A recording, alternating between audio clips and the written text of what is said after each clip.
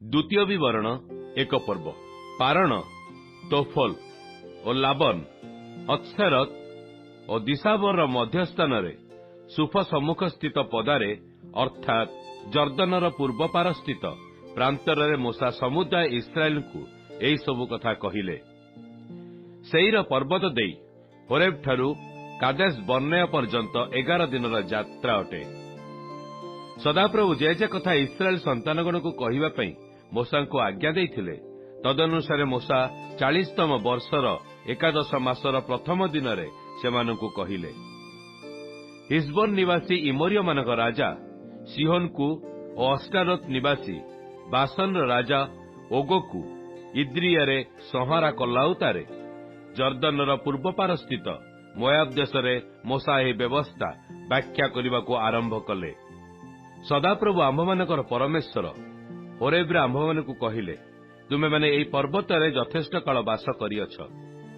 एबे फेरी इमोरिय मानक पर्वतमय देश और तन्नी निकटवर्ती पदा और पर्वत तलभूमि और दक्षिण प्रदेश समुद्र तीर इत्यादि किराणीय मानकर समस्त देश लिबानोन देई महानदी फरात पर्यंत यात्रा कर। देख आम्भे तुम्हामानक आगरे एई देश समर्पण करियछु। सदाप्रभु तुम्हामानकर पूर्वपुरुष अब्राहम को और इसहाक को और जाकुब को और सेमानक उतारे सेमानक वंश को जो देश देवा पई शपथ करिथिले तुमे माने सेई देश को जाई ताहा अधिकार कर। पुणी से समय मु तुम्हामानकु कहिली मु एकाकी तुम्हामानकर भार बहिवाकू असमर्थ। सदाप्रभु तुम्हामानकर परमेश्वर तुम्हामानकु वृद्धि करियछंती। एणु देख तुम्हें माने आज आकाशर तारागण तुल्य बहु संख्यक होइअछ। तुम्हें माने जेते अछ सदाप्रभु तुम्हामानकर पैतृक परमेश्वर तुम्हामानकु तहिर सहस्र गुण करंतु। से जे रूपे तुम्हामानकु प्रतिज्ञा करियछंती तद्रूप तुम्हामानकु आशीर्वाद करंतु। मु कि रूपे एकाकी तुम्हामानकर एते बोझ और भार और विवाद सह्य करि परिबि।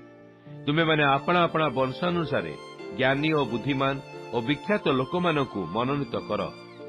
मु तुम्हामानकु तुम्हामानक उपरे प्रधान रूपे नियुक्त करिबि।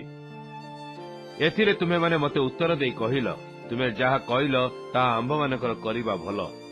तो मु तुम्हामानक वंश समूह मध्यरु प्रधान ज्ञानी और विख्यात लोकमानकु नै तुम्हामानकर वंशानुसारे तुम्हामानक उपरे प्रधान और सहस्रपति और शतपति पंचशतपति और दशपति और अध्यक्ष मानक नियुक्त कली। पुणी मु से समय तुम्हामानकर विचार कर्तागण को आज्ञा देई कहिली तुमे माने आपणा आपणा भाई मानक मध्यरे विवाद शुण। पुणी मनुष्य और तार भाई और तार सहवासी विदेशी मध्यरे यथार्थ विचार कर। तुमे माने विचार रे कहारी मुखापेखा करिवो नाही। तुमे माने सान और बड़ लोकर कथा समभाव रे सुनिबो। तुमे माने मनुष्यर मुख को भय करिवो नाही कारण विचार परमेश्वर अटे। पुणी जो कथा तुम्हामानक प्रति दुष्टर हुए ताहा तुम्हें माने मो कतिकी आनिबो मु ताहा सुनिबी। पुणी से समय तुम्हामानकर समस्त कर्तव्यमय कर्म विषय आज्ञा देइथिली।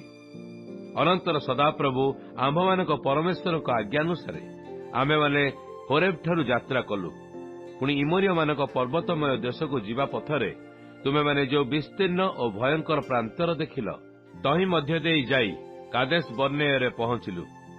ए उतारे मु तुम्हामानकु कहिली सदाप्रभु आम्भमानकर परमेश्वर आम्भमानकु इमोरिय मानकर जो पर्वतमय देश देबे सेठारे तुमे माने उपस्थित होइअछ।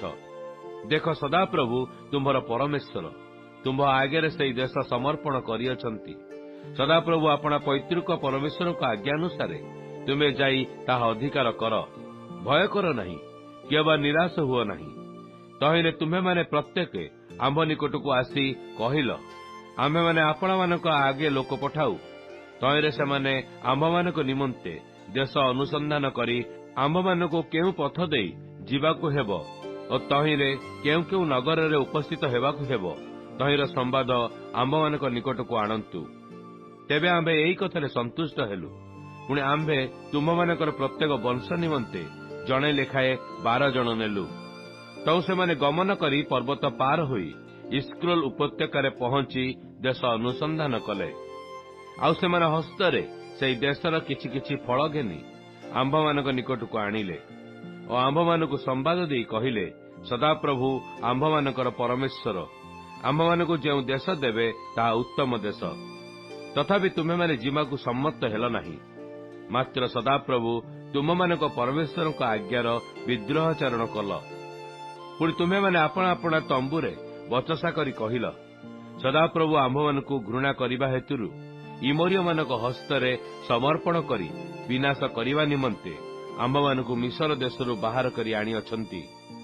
ଆମେମାନେ କେଉଁଠାକୁ ଯାଉଅଛୁ? ସେହି ଲୋକମାନେ ଆମ୍ଭମାନଙ୍କ ଅପେକ୍ଷା ଅଧିକ ବଳବାନ ଓ ଦୀର୍ଘକାୟ, ନଗରମାନ ବୃହତ୍ ଓ ଗଗନସ୍ପର୍ଶୀ, ପ୍ରାଚୀର ବେଷ୍ଟିତ। ଆହୁରି ସେ ସ୍ଥାନରେ ଆମ୍ଭେମାନେ ଅନାକ୍ୟମାନଙ୍କ ସନ୍ତାନଗଣକୁ ଦେଖିଅଛୁ। ଏହି କଥା କହି ଆମ୍ଭମାନଙ୍କ ଭାତୃଗଣ ଆମ୍ଭମାନଙ୍କର ମନଭଙ୍ଗ କରିଅଛନ୍ତି। ତେବେ ମୁଁ ତୁମମାନଙ୍କୁ କହିଲି, ତ୍ରାସଯୁକ୍ତ ହୁଅ ନାହିଁ କି ସେମାନଙ୍କ ସକାଶୁ ଭୟ କର ନାହିଁ। ସଦାପ୍ରଭୁ ତୁମମାନଙ୍କର ପରମେଶ୍ୱର, ଯେ ତୁମମାନଙ୍କର ଆଗେ ଆଗେ ଗମନ କରୁଅଛନ୍ତି, ସେ ମିଶରରେ ଓ ପ୍ରାନ୍ତରରେ ତୁମ୍ଭମାନଙ୍କର ଦୃଷ୍ଟିଗୋଚରରେ ତୁମ୍ଭମାନଙ୍କ ନିମନ୍ତେ ଯେ ସମସ୍ତ କାର୍ଯ୍ୟ କଲେ, ତଦନୁସାରେ ସେ ତୁମ୍ଭମାନଙ୍କ ପକ୍ଷରେ ଯୁଦ୍ଧ କରିବେ। ଯେହେତୁ ପ୍ରାନ୍ତରରେ ତୁମେ ଦେଖିଅଛ ଯେ ମନୁଷ୍ୟ ଆପଣା ପୁତ୍ରକୁ ବହିବା ପରି ସଦାପ୍ରଭୁ ତୁମ୍ଭର ପରମେଶ୍ୱର ଏହି ସ୍ଥାନରେ ପହଞ୍ଚିବା ପର୍ଯ୍ୟନ୍ତ ତୁମ୍ଭମାନଙ୍କର ଗମନର ସମସ୍ତ ପଥରେ ତୁମକୁ କିପରି ବହିଅଛନ୍ତି। ତଥାପି ଏହି ବିଷୟ ସକାଶେ ତୁମେମାନେ ସଦାପ୍ରଭୁ ତୁମମାନଙ୍କ ପରମେଶ୍ୱରଙ୍କଠାରେ ବିଶ୍ୱାସ କଲ ନାହିଁ। ସେ ତୁମମାନଙ୍କୁ ଛାଉଣି ସ୍ଥାପନ କରିବାର ସ୍ଥାନ ଅନ୍ୱେଷଣ କରିବା ପାଇଁ ରାତ୍ରିରେ ଅଗ୍ନି ଦ୍ୱାରା ଓ ଦିବସରେ ମେଘ ଦ୍ୱାରା ତୁମମାନଙ୍କର ଗନ୍ତବ୍ୟ ପଥ ଦେଖାଇବାକୁ ପଥରେ ତୁମମାନଙ୍କର ଆଗେ ଆଗେ ଗମନ କଲେ। ପୁଣି ସଦାପ୍ରଭୁ ତୁମମାନଙ୍କର ବାକ୍ୟର ରବ ଶୁଣି କ୍ରୋଧ କଲେ ଓ ଶପଥ କରି କହିଲେ, ଆମ୍ଭେ ତୁମମାନଙ୍କ ପୂର୍ବପୁରୁଷମାନଙ୍କୁ ଯେଉଁ ଦେଶ ଦେବାକୁ ଶପଥ କରିଅଛୁ, ନିଶ୍ଚୟ ଏହି ଦୁଷ୍ଟ ବଂଶୀୟ ମନୁଷ୍ୟମାନଙ୍କ ମଧ୍ୟରୁ କୌଣସି ଲୋକ ସେ ଉତ୍ତମ ଦେଶ ଦେଖିପାରିବ ନାହିଁ। କେବଳ ଜିଫୋନିର ପୁତ୍ର କାଲେବ ତାହା ଦେଖିବ। ପୁଣି ସେ ଭୂମିରେ ପଦାର୍ପଣ କରିଅଛି। ସେହି ଭୂମି ଆମ୍ଭେ ତାହାକୁ ଓ ତାହାର ସନ୍ତାନଗଣକୁ ଦେବା, କାରଣ ସେ ସଦାପ୍ରଭୁଙ୍କର ସମ୍ପୂର୍ଣ୍ଣ ଅନୁଗତ ଲୋକ। ଆଉ ସଦାପ୍ରଭୁ ତୁମମାନଙ୍କ ସକାଶୁ ମୋ ପ୍ରତି କ୍ରୋଧ କରି କହିଲେ, ତୁମେ ମଧ୍ୟ ସେ ସ୍ଥାନରେ ପ୍ରବେଶ କରିବ ନାହିଁ। ତୁମର ପରିଚାରକ ନୁନର ପୁତ୍ର ଜିଓସୁଅ ସେହି ସ୍ଥାନରେ ପ୍ରବେଶ କରିବ। ତୁମେ ତାହାକୁ ସାହସ ଦିଅ, ଯେହେତୁ ସେ ଇସ୍ରାଏଲକୁ ତାହା ଅଧିକାର କରାଇବ। ଆହୁରି ତୁମମାନଙ୍କର ବାଳକମାନେ ଯେଉଁମାନେ ଲୁଟିତ ହେବେ ବୋଲି ତୁମେମାନେ କହିଥିଲ ଓ ତୁମ୍ଭେମାନଙ୍କର ସନ୍ତାନମାନେ ଯେଉଁମାନେ ଅଦ୍ୟାପି ଭଲ ମନ୍ଦର ଜ୍ଞାନ ପାଇନାହାନ୍ତି, ସେମାନେ ସେହି ସ୍ଥାନରେ ପ୍ରବେଶ କରିବେ। ପୁଣି ଆମ୍ଭେ ସେମାନଙ୍କୁ ସେହି ଦେଶ ଦେବା ଓ ସେମାନେ ତାହା ଅଧିକାର କରିବେ। ମାତ୍ର ତୁମେମାନେ ବାହୁଡ଼ି ସୁଫ ସମୁଦ୍ର ପଥ ଦେଇ ପ୍ରାନ୍ତରକୁ ଯାତ୍ରା କଲ। ଏଥିରେ ତୁମେମାନେ ଉତ୍ତର କରି ମୋତେ କହିଲ, ଆମ୍ଭେମାନେ ସଦାପ୍ରଭୁଙ୍କ ବିରୁଦ୍ଧରେ ପାପ କରିଅଛୁ। ସଦାପ୍ରଭୁ ଆମ୍ଭମାନଙ୍କର ପରମେଶ୍ୱର ଆମ୍ଭମାନଙ୍କୁ ଯେ ସମସ୍ତ ଆଜ୍ଞା ଦେଇଅଛନ୍ତି, ଆମେମାନେ ତଦନୁସାରେ ଉଠିଯାଇ ଯୁଦ୍ଧ କରିବୁ। ପୁଣି ତୁମେମାନେ ପ୍ରତ୍ୟେକ ଜଣ ଆପଣା ଆପଣା ଯୁଦ୍ଧାସ୍ତ୍ର ବାନ୍ଧି ପର୍ବତ ଆରୋହଣ କରିବାକୁ ବ୍ୟଗ୍ର ହେଲ। ସେତେବେଳେ ସଦାପ୍ରଭୁ ମୋତେ କହିଲେ, ସେମାନଙ୍କୁ କୁହ, ଆମ୍ଭେ ତୁମମାନଙ୍କର ମଧ୍ୟବର୍ତ୍ତୀ ନହୁଁ। ଏଣୁ ତୁମେମାନେ ଆରୋହଣ କର ନାହିଁ, କିଏ ବା ଯୁଦ୍ଧ କର ନାହିଁ, କଲେ ଶତ୍ରୁମାନଙ୍କ ସମ୍ମୁଖରେ ଆହତ ହେବ। ତ ମୁଁ ତୁମ୍ଭମାନଙ୍କୁ ସେହି କଥା କହିଲି, ପୁଣି ତୁମେମାନେ ଶୁଣିଲ ନାହିଁ। ମାତ୍ର ତୁମେମାନେ ସଦାପ୍ରଭୁଙ୍କ ଆଜ୍ଞାର ବିଦ୍ରୋହାଚରଣ କଲ ଓ ଦୁଃସାହସୀ ହେଲ, ଆଉ ପର୍ବତ ଉପରକୁ ଚଢ଼ିଗଲ। ଏ ନିମନ୍ତେ ସେହି ପର୍ବତବାସୀ ଇମୋରୀୟ ଲୋକମାନେ ତୁମମାନଙ୍କ ବିରୁଦ୍ଧରେ ବାହାର ହୋଇ ମହୁମାଛି ପରି ତୁମମାନଙ୍କୁ ତଡ଼ିଦେଲେ। ସେଇରେ ହର୍ମା ପର୍ଯ୍ୟନ୍ତ ତୁମମାନଙ୍କୁ ପରାସ୍ତ କଲେ। ତେବେ ତୁମେମାନେ ଫେରିଆସି ସଦାପ୍ରଭୁଙ୍କ ଛାମୁରେ ରୋଦନ କଲ। ମାତ୍ର ସଦାପ୍ରଭୁ ତୁମମାନଙ୍କ ରବରେ ମନୋଯୋଗ କଲେ ନାହିଁ, କିଏ ବା ତୁମମାନଙ୍କ ପ୍ରତି କର୍ଣ୍ଣପାତ କଲେ ନାହିଁ। ତହିଁରେ ତୁମେମାନେ କାଦେଶରେ ବାସ କରି ସେହି ସ୍ଥାନରେ ବହୁକାଳ ରହିଲ।